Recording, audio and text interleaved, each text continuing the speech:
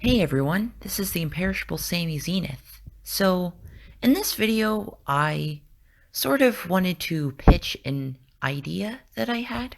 So, as you all know, remasters of old 3D platformer games from the, you know, early 2000s have been sort of trendy as of late. Well, not just the early 2000s, but also the late 90s, but still. Um, Obviously, that got a lot of attention with Crash Bandicoot, the Insane Trilogy, and Spyro, the Reignited Trilogy. And not only that, but also Battle for Bikini Bottom Rehydrated. So, I the idea I wanted to pitch was about another 3D platformer series from that era. A 3D platformer series that's perhaps a bit less lesser known and less popular, but I still think it's a relic from that era nonetheless, and it deserves a chance to shine on current gen consoles. And that series is the Pac-Man World Trilogy. So, the Pac-Man World Trilogy started in 1999 with Pac-Man World for the PlayStation, and that was to celebrate the series' 20th anniversary. And in 2002, a sequel to that was released called Pac-Man World 2. It's a fairly standard name for a sequel, but that game surpassed its predecessor in every way, and currently I still consider it one of my favorite games of all time, just because of how much it meant to me during my childhood. And then a sequel to that, the last installment to the Pac-Man World trilogy, predictably named Pac-Man World 3, was released in 2005. Believe it or not, the legacy of these games is actually quite extensive. The Pac-Man and the Ghostly Adventures video games for consoles like the Wii U and PlayStation 3 and whatnot were actually heavily inspired by the Pac-Man World games. And not only that, but Pac-Man's design in Super Smash Bros. For Wii U/3DS and Super Smash Bros. Ultimate is inspired by his design that was in the Pac-Man World games. So personally, I really want to see these games get another chance to shine, and I want to have a chance to play them on modern consoles. Not just me, but also like you know, younger generations who didn't get to experience it. And honestly, just simply breathing new life into the game will probably make it far more like successful and polished than it ever was on the original consoles and the original versions of those games. Personally, I think Pac-Man World 2 really stands out as the best game in the trilogy. I mean, I may be a bit biased, but I really think it perfects the gameplay formula that was established in Pac-Man World 1. The graphics were much better. It felt like a, true 3D game, unlike its predecessor, which kind of felt almost like um a top-down perspective game like Zelda in a way, but, with platforming gameplay. And of course, the colorful and cartoony visuals are really fitting for the Pac-Man World universe. overall, this game and Pac-Man World 1 did a really good job of characterizing the Pac-Man universe, because I felt like before these games, Pac-Man was sort of like bland. There wasn't really anything interesting about it because it was just a simple arcade game before this.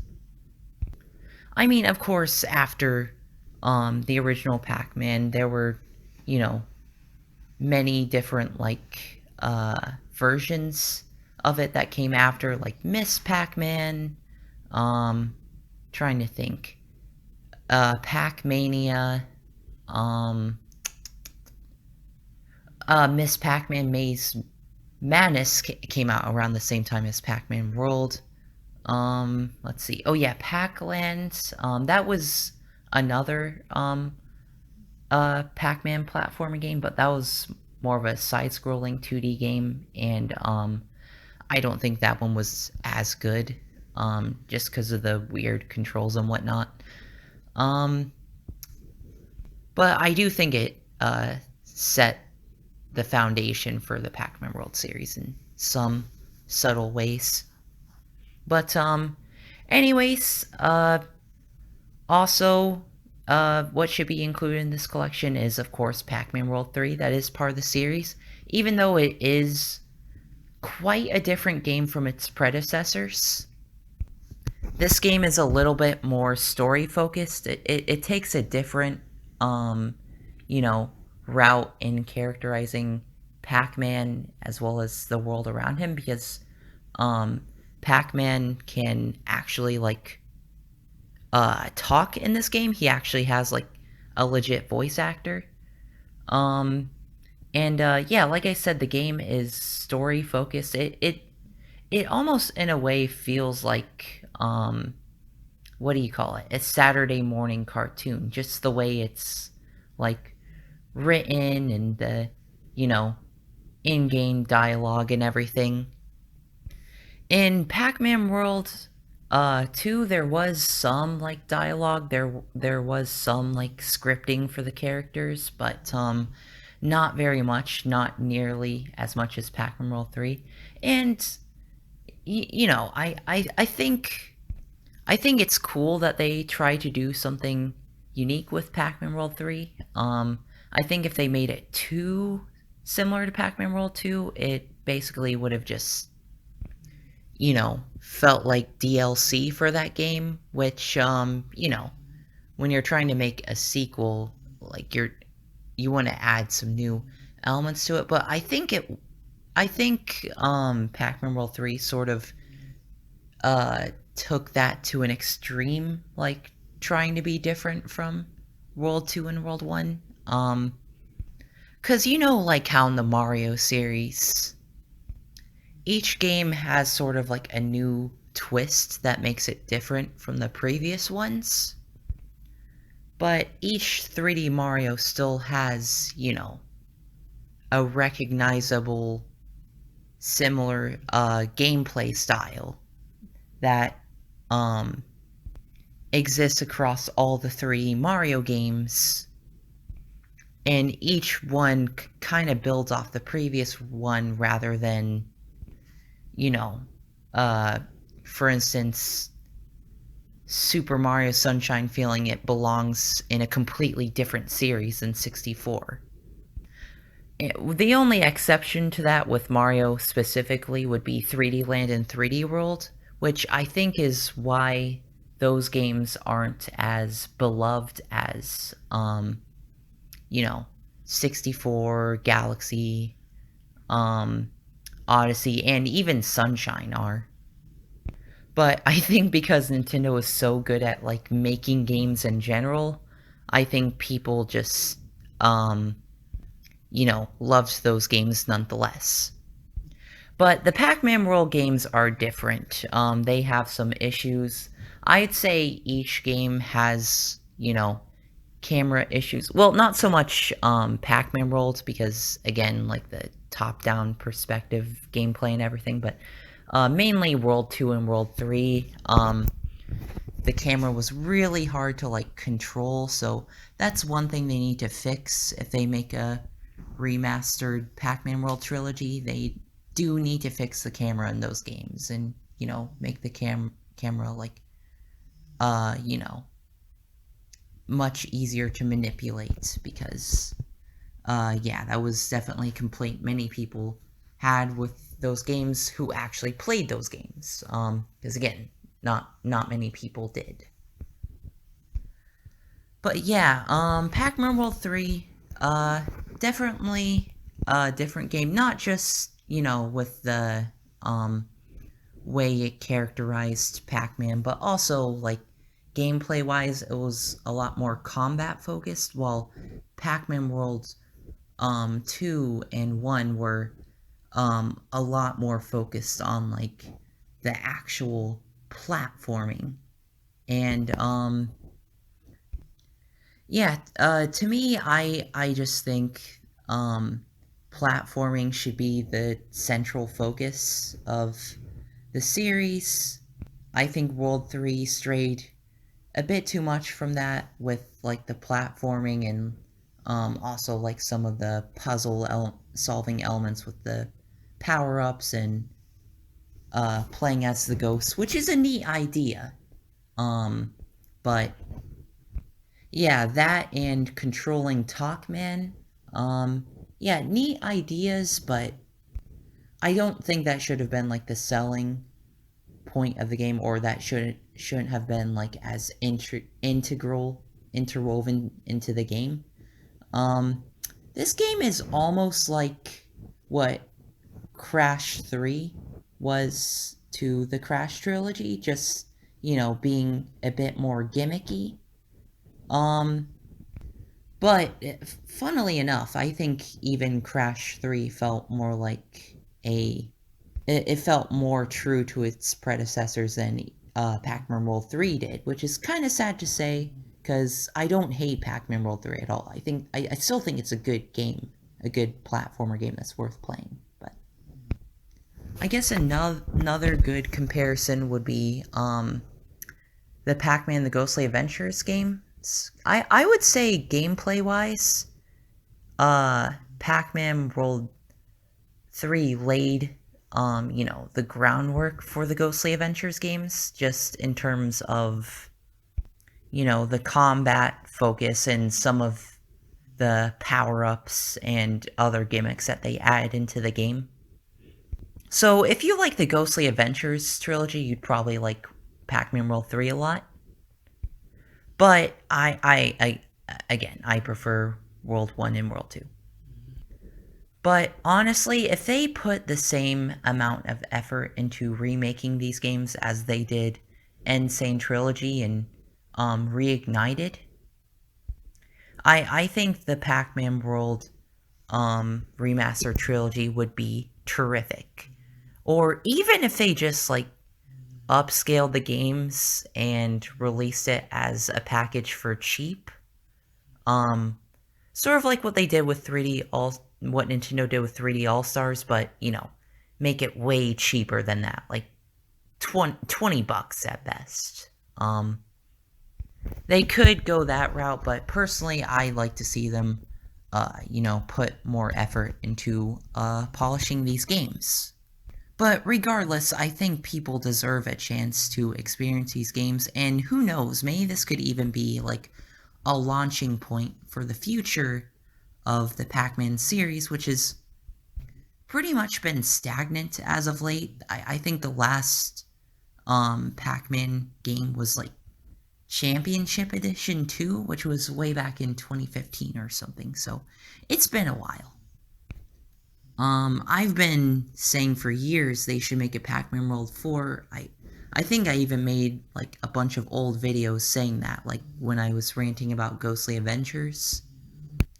But, yeah, I think they should definitely, remake the Pac-Man World trilogy first before doing that, because if they just randomly made a Pac-Man World 4, people wouldn't really have any context for, alright, this is the fourth game, well then, what about the first, second, and third games, because, those games are much harder to obtain nowadays.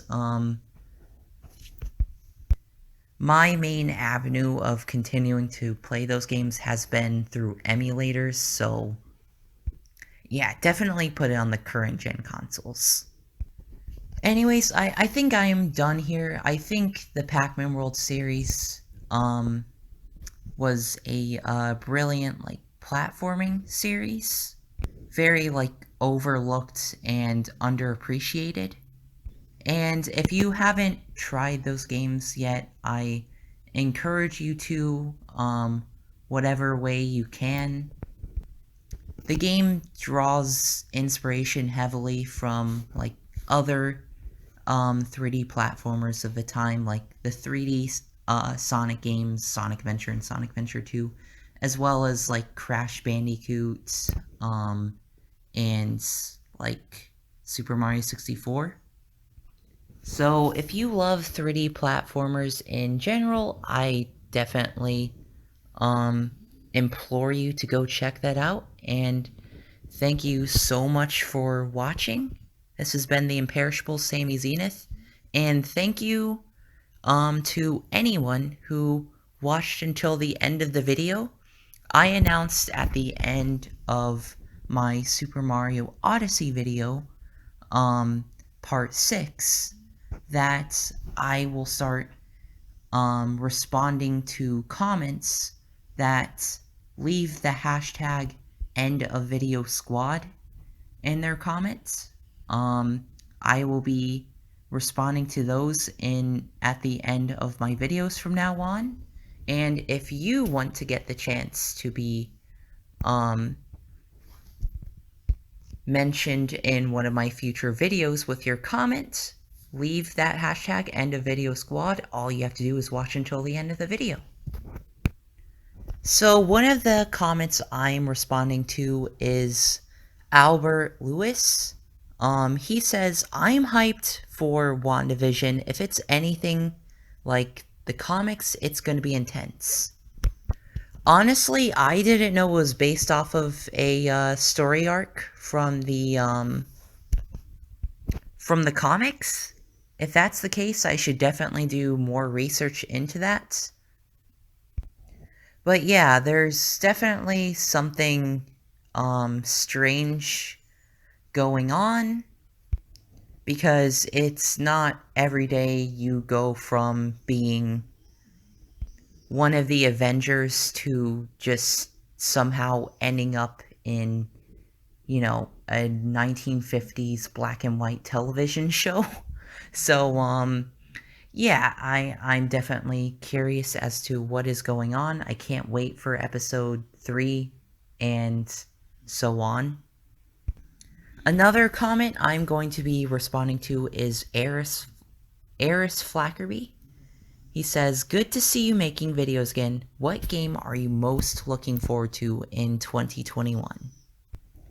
Well, there's apparently a Sonic game that is in the works for 2021 because it's Sonic's 30th anniversary. Sega said they have plans to release a game this year.